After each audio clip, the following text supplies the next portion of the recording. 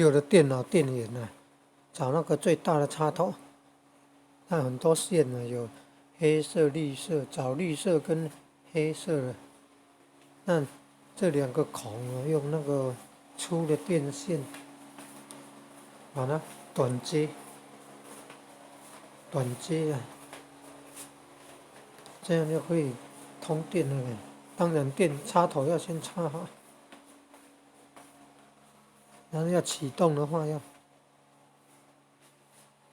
找到那个最大的插头的，它有好多格子哦。然后找到绿色跟黑色，绿色的最特殊的，那是启动的信号线。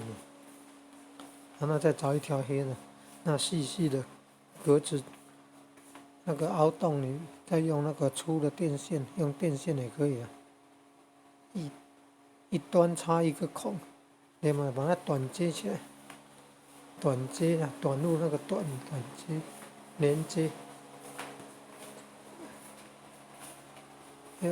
折成猫，也不是摸，但是脚很长的摸，摸，然后把它短接起来，这样子才能启动那个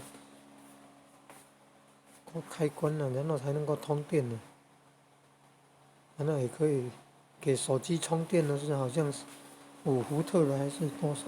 另外还有3点多伏特的，还有12伏特的。12伏特的是输出最高的电压，12伏特的。好像有5组，还有负12的比较少用，还有1组是什么我忘记了。